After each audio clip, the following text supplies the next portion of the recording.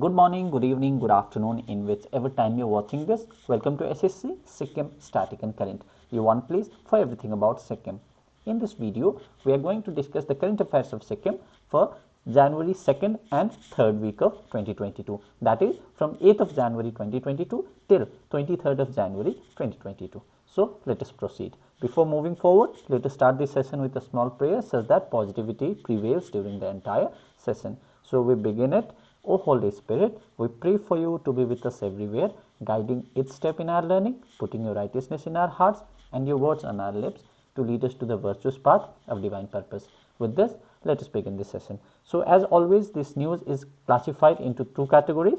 Category 1, very important news, जुन तपाईले यस सेसनमा हामी डिस्कस गर्नेछौँ तपाईहरुसँग र क्याटेगोरी 2 जुन रहनेछ त्यो मोडरेटली इम्पोर्टेन्ट न्यूज रहनेछ जुन तपाईले पीडीएफ मा पाउनुहुनेछ which we will be not discussing in this session. Okay, so you can download the PDF of this session by clicking the PDF by link given in the description box जुन तपाईलाई 30 रुपैयाँ पर्नेछ. And if by chance you watching the premiere, यदि तपाई premier हेर्नु हुँदैछ भने PDF तपाईहरुको लागि फ्री नै छ. Just write I want PDF in the comment box, not in the chat box, in the comment box I want PDF लेख्नुस्. अन्त डिस्क्रिप्सन मा एउटा WhatsApp नम्बर दिएको छ, त्यसमा हेलो लेखेर पठाउनुस्. You will get your free PDF within 1 hour, but only if you are watching the premiere. Okay, so हाम्रो primary news sources as always Sikkim express अन्त summit times रहनेछ.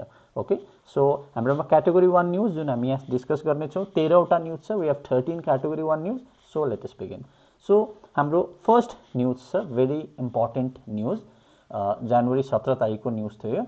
So the news is Minister releases annual magazine of Mangar Sangh and it comprises of two books. So जो हाम्रो culture minister हुनुहुन्छ, first of all हाम्रो सिक्किमको culture minister को हुनुहुन्छ भन्दाखेरि चाहिँ सामडुप लेप्चा. ओके, सामडुप लेप्चा जो सिक्किमको कल्चर मिनिस्टर हुनुहुन्छ, उहाँले मंगर जुन अखिल सिक्किम मंगर संघ छ सिक्किममा, मंगर कम्युनिटीको एउटा अर्गनाइजेसन छ.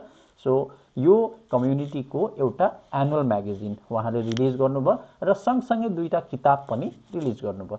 सो एक्जामिनेसनमा किताबको नाम सोधिन सक्छ. सो जुन फर्स्ट अफ अल म्यागजिन को नाम के हो? ओके, जुन एनुअल म्यागजिन छ मंगर कम्युनिटी को, म्यागजिन को नाम इज मंगर जुङ. ओके, MANGARJUNG, यहाँ तपाईले स्क्रिनमा देख्न सक्नुहुन्छ.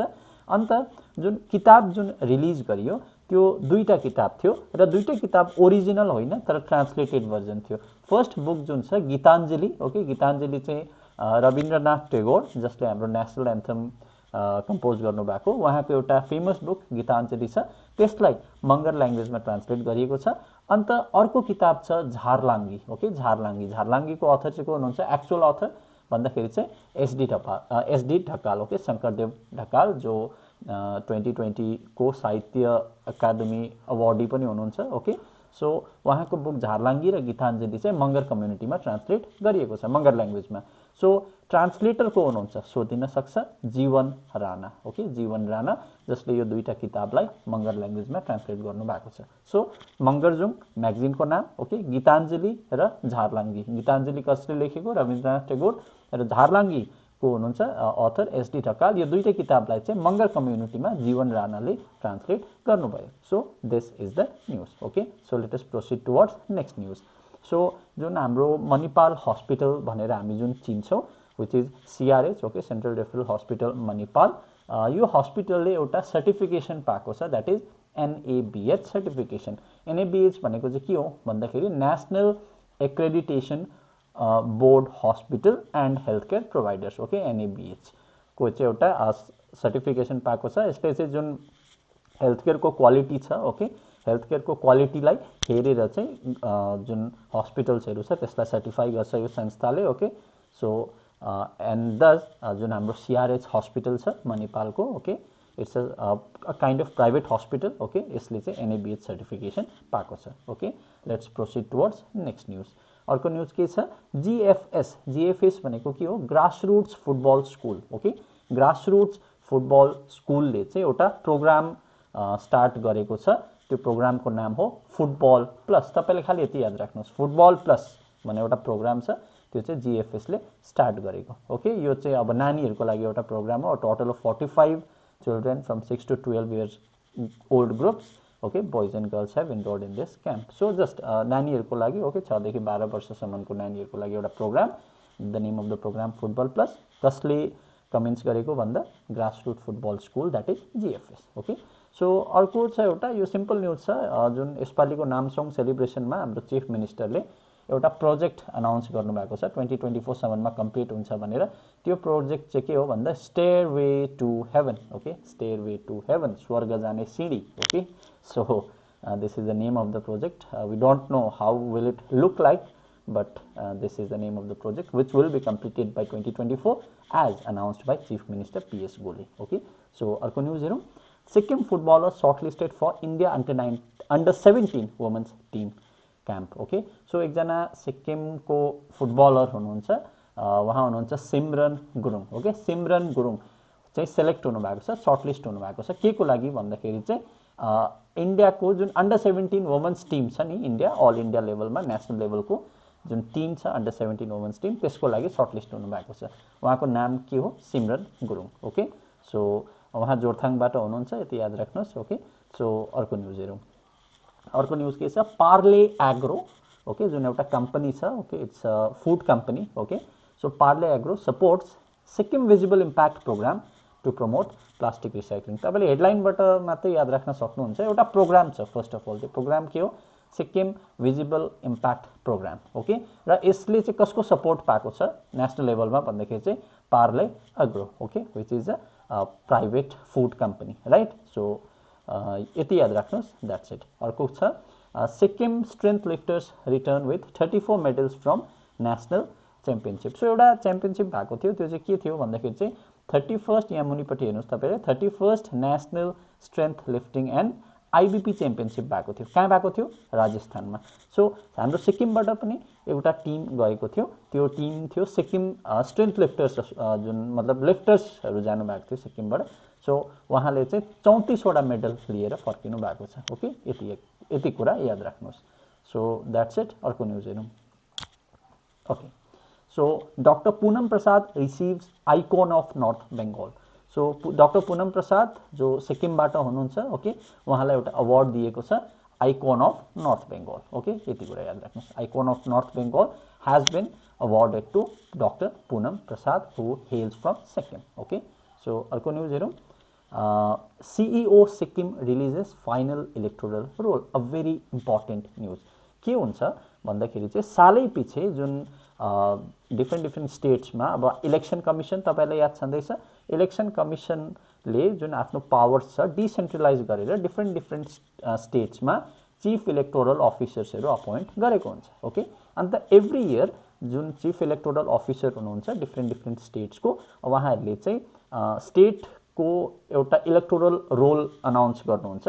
इलेक्टोरल रोलमा चाहिँ कतिजना चाहिँ भोटर्सहरू छ Sikkim, not only in Sikkim but in different state, त्यो हामीलाई याद हुन्छ, त्यो डेटा रिभिल हुन्छ. ओके सो यसपालि पनि यो डेटा रिभिल भएको छ. Okay the office of the chief electoral officer Sikkim has release the final publication of electoral roll with respect of to 1 January 2022. So यो दिन निस्क्यो. त्यहाँबाट के थियो? Let's see number of voters कति छ. जम्मा there are now 4,44,261 voters in Sikkim. कुरा सुन्नुहोस्, 4,44,261 भोटर्स हुनुहुँदो रहेछ सिक्किममा आउट अफ टोटल पपुलेसन, जसमा 2,25,025 जना मेल हुनुहुन्छ, अन्त 2,19,236 जना फिमेल हुनुहुन्छ.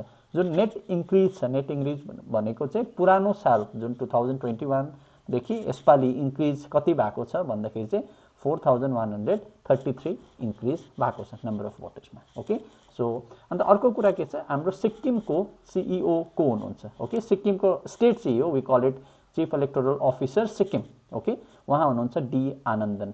म एउटा कुरा तपाईँलाई सोध्न चाहन्छु, जुन इन्डियामा जुन इलेक्सन कमिसनको हेड भनिन्छ जसलाई चिफ इलेक्सन कमिसनर CEC को हुनुहुन्छ, प्लिज तपाईँले कमेन्ट बक्समा लेखेर मलाई भन्नुहोस्. ओके इन्डियामा chief election commissioner, okay election commission जसले जति पनि इलेक्टोरल प्रोसेसहरूलाई मोनिटर गर्छ, त्यो इलेक्सन कमिसनको head we call it CEC. Okay CEC chief election commissioner को हुनुहुन्छ, त्यो तपाईँले प्लिज लेख्नुहोस्. सिक्किमको चाहिँ हाम्रो chief electoral officer, okay we call him CEO, उहाँ हुनुहुन्छ D Anandan. Okay so this was the news. अर्को न्युज हेरौँ.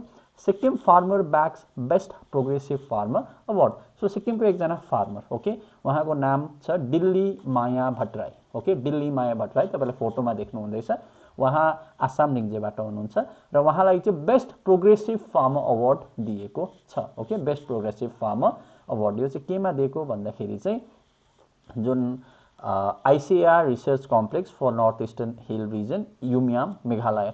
सो मेघालय, ओके, मेघालय जुन हाम्रो नर्थ इस्टर्न स्टेट छ, सिक्किमको नेबरमै भनौँ, ओके, सो मेघालयमा चाहिँ जुन 40th फाउन्डेसन डे मनाइएको थियो जनवरी 11 तारिक, ओके, र त्यो प्रोग्राममा चाहिँ यो जुन अवार्ड छ यो अनाउन्स गरियो, ओके।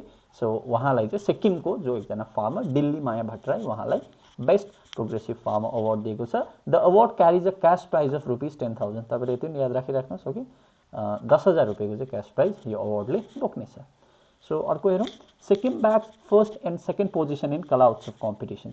सो जुन एउटा कला उत्सव कम्पिटिसन जुन नेसनल लेभलको एउटा कम्पिटिसन भएको थियो, ओके, र यसमा चाहिँ सिक्किमले चाहिँ फर्स्ट पोजिसन हासिल गरेको छ अन्त सेकेन्ड पोजिसन हासिल गरेको छ। केमा हेरौँ, Sikkim secure first position in 3D sculpture category and second position in traditional folk category, okay, in recently held national Kala Utsav competition. So national Kala Utsav competition भएको थियो नेसनल लेभलमा, त्यसमा सिक्किमले फर्स्ट पोजिसन हासिल गर्यो 3D स्कल्पचर क्याटेगोरीमा अन्त सेकेन्ड पोजिसन हासिल गर्यो ट्रेडिसनल फोक क्याटेगोरीमा। That's it. अर्को न्युज हेरौँ।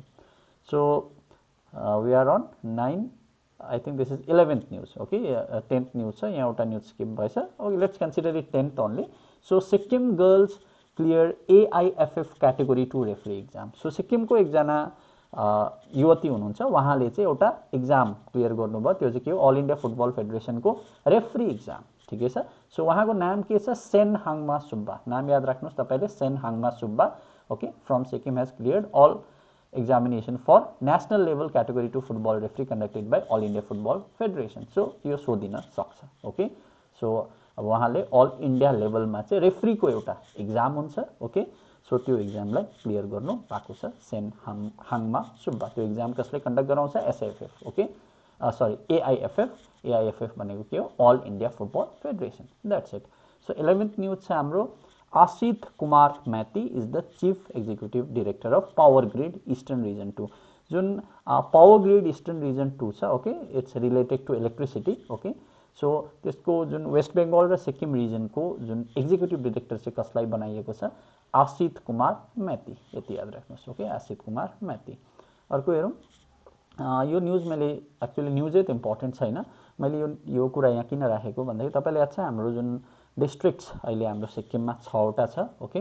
सो 4टा डिस्ट्रिक्ट सँगसँगै वी नो द्याट पाक्योङ पनि एउटा डिस्ट्रिक्ट छ अहिले, ओके, अपार्ट फ्रम गान्तोक इस्टमै, राइट, पाक्योङ र सोरेङ आर 2 डिफ्रेन्ट डिस्ट्रिक्ट्स न।